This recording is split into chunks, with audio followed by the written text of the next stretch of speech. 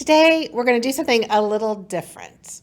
I was thinking the other day that really for the past 16 years, I have professionally lived my life in a world where day in and day out, I am sitting with people who are experiencing the brokenness in life, right? It can be brokenness from a broken promise, brokenness from a broken relationship, a broken heart. Sometimes it's, broken family relationships, maybe with children or grandchildren.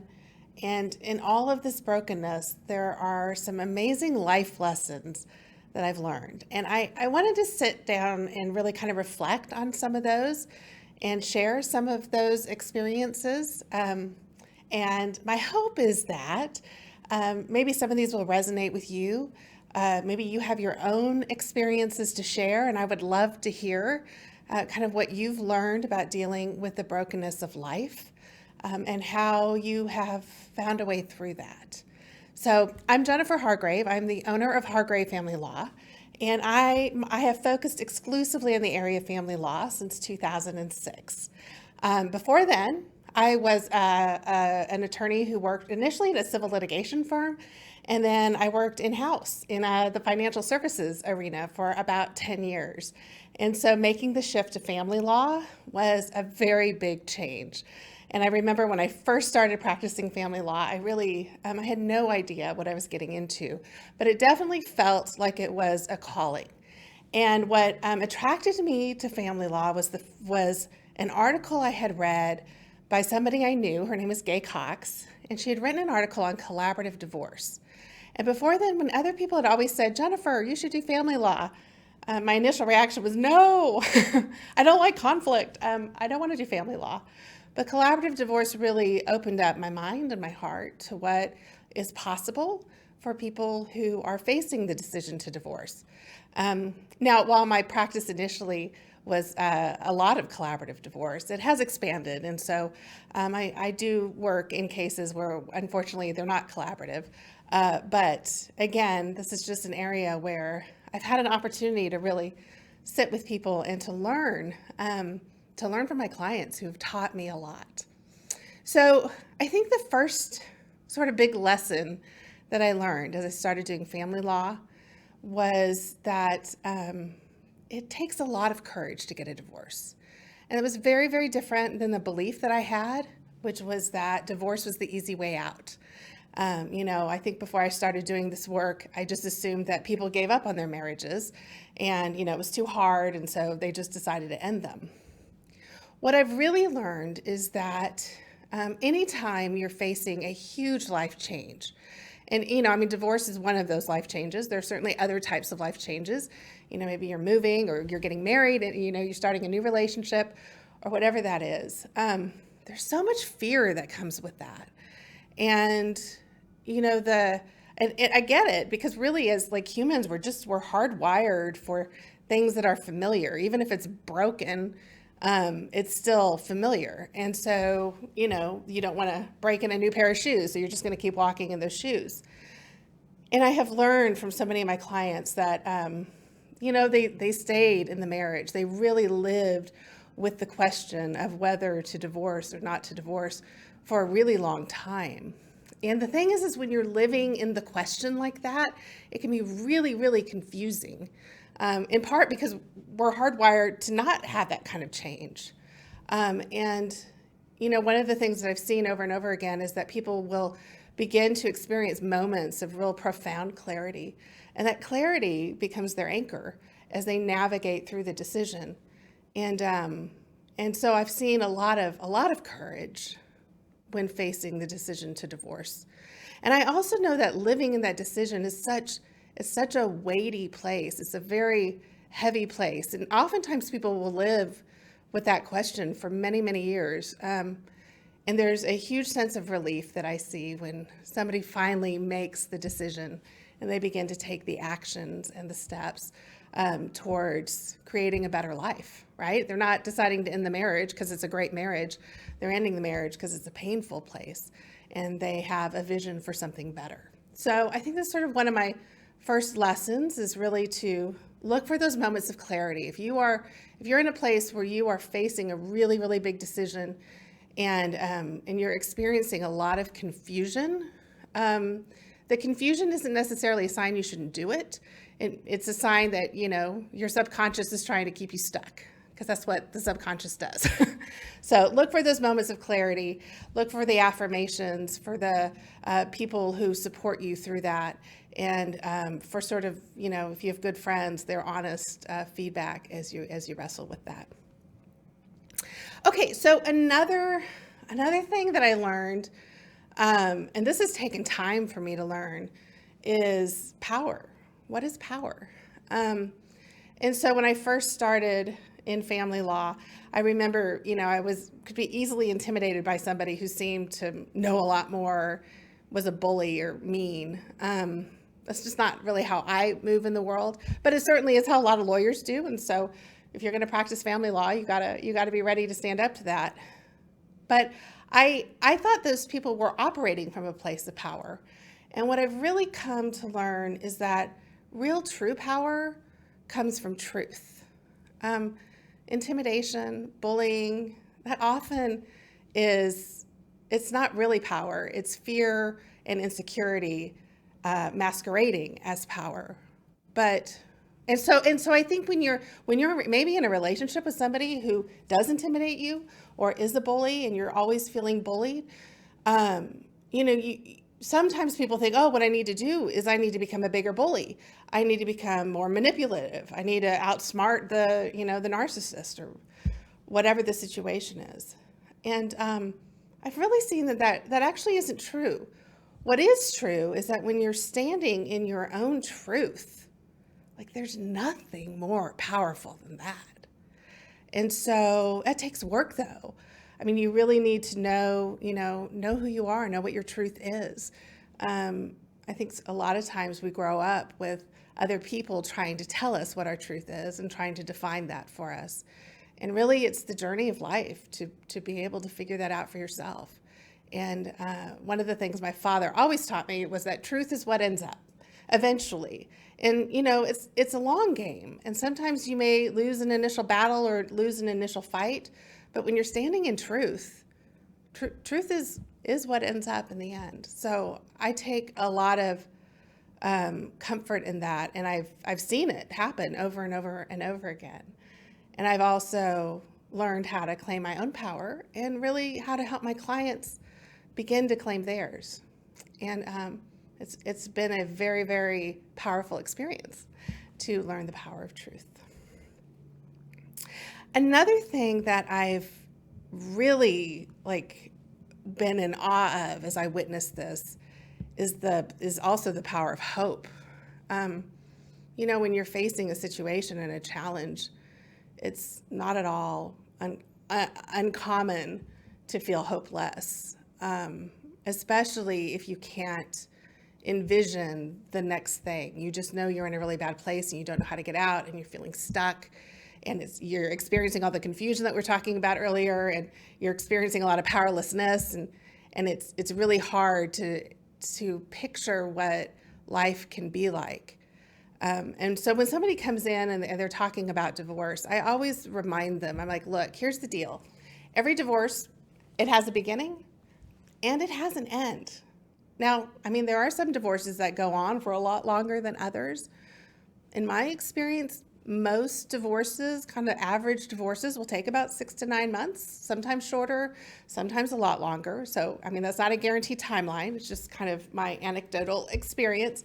But there's an end. And that end marks the beginning of the next chapter. And so when I'm sitting with somebody who's sort of, maybe they've forgotten how to dream, I ask them, tell me some things that you're looking forward to. Or if they can't remember that, I'll ask them to tell me things that they really enjoyed in their life, maybe before the relationship turned bad, maybe before they even were in the relationship.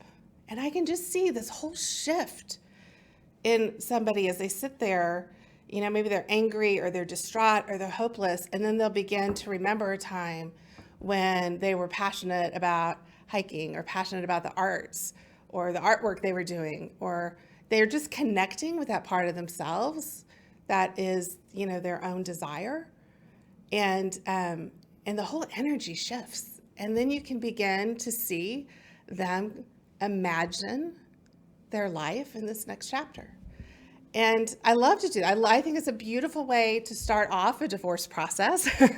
Or anytime you're experiencing a big change, is to look for the opportunity in the midst of that change. And I used this in my own life when my mom 2 years ago was diagnosed with cancer. And we were facing a terminal diagnosis. And it was, the one thing that I didn't want and I couldn't imagine in the moment a way through it. But I knew, because I'd learned, that if you look for the moments of opportunity in the midst of this incredible challenge, you will experience great blessings. And so while it was definitely a very hard time, just like so many stages in life are, I personally got to live through how incredibly transformative that was to be present with her and to find the opportunity. So if you're facing something that's hard, that you don't even want to think about, that's the unimaginable, I invite you to really get curious and to really look for the opportunity in the midst of this challenge, because your life may change in ways that are beautiful. All right. A lot of times people ask me, like, why do marriages fail? What's the cause of a failed marriage? And of course, there are all kinds of answers. There are all kinds of studies, financials, adultery, if somebody's having an affair. And I think sometimes we confuse the cause for the symptom, right? So if somebody's having an affair, it's more likely than not that the affair actually wasn't the cause of the marriage. The marriage had probably already failed at that point, when somebody was susceptible to, just somebody else showing a little love and affection. And I'm not justifying affairs, but they do happen, and they often happen after a marriage has already failed. And the same thing with financials. Like if you're not able to make financial decisions together, there's probably already a failure in the marriage, whether it's, just the communication or the ability to make room for both people to share dreams and aspirations and talk about fears. So I don't really see those as the cause of the failure of a marriage. More often than not, what I see as the cause of a failure of a marriage is, number one, it can be complacency. Like you just begin to take your relationship for granted. You stop making it a priority. If you think of it like a plant, you just stop watering the plant and then it dies. And if you're lucky, you can get to it in time before it's really dead and maybe save it. And I'm all for that. Like we have great resources for people who, can kind of see their marriage beginning to die. And there are definitely things you can do and steps you can take to save your marriage. But another cause for failed marriages is conflict. And so what I always say is that marriages don't fail because they have conflict. Like any relationship with more than one person is going to have conflict. Even if you're just one person, you probably still have internal conflict, so you don't even need another person. But marriages really fail because of unresolved conflict, because we don't know how to make room for two people who have very different ideas. I think, when I think of like the romance movies, I know when I was in my 20s, my date, who's now my husband, we went to see Jerry Maguire, and there's that line in the movie about where she says, "You complete me." And I just remember thinking, oh, that's the most romantic thing ever. I want a relationship just like that. I mean, that's total bullshit. I think that's probably one of the most destructive lines out there, because you're in a marriage, your partner is not going to complete you. It's not their job to complete you. It is your job to complete you. And then you take that complete you and you have something to give to somebody else. And that's kind of like the work of marriage, I think, is to really, is to experience that, those kerfuffles, or those challenging moments, and to really know your truth, and to stand in your truth, and to make room for the other person to have theirs. Like, we do not all have to see the world the same way. We don't have to like our pork cooked the same way or whatever, the same salad dressing. But it's okay that we have differences. And those differences are what make life so interesting. And so if instead of being so judgmental and so really, I think it's afraid when somebody has a different idea about something, we can get really fearful that that's somehow going to threaten our ideas or our preferences or our likes. But again, I kind of come back to that truth. When you know the truth of who you are, you don't need somebody else to validate it.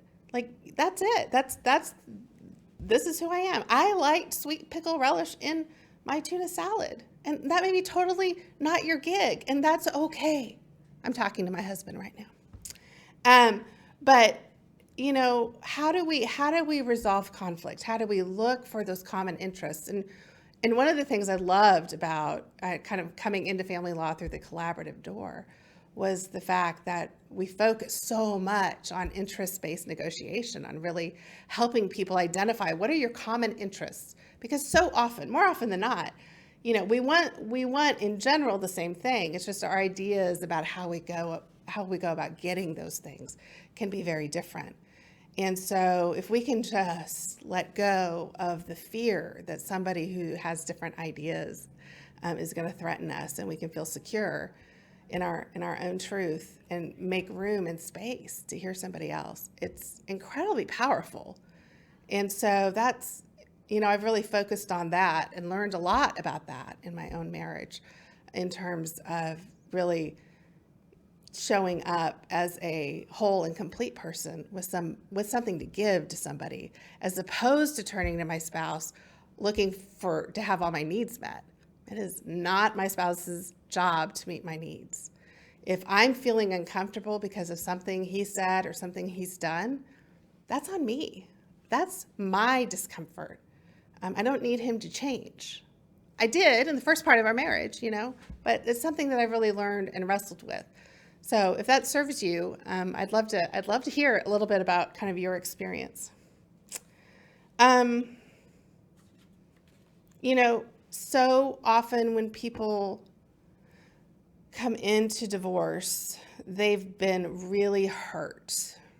And one of the very human responses, this is like normal, I see it all the time, is that when we are hurting, we want somebody else to hurt. And it can really be hard to overcome that. And I think that's sort of where like divorces can go way off the rails, is because I'm hurting, I want him to hurt, or I want her to hurt. And so I'm going to do things that I know will hurt and humiliate the other person. And it's really hard to come back from that when people go down that road.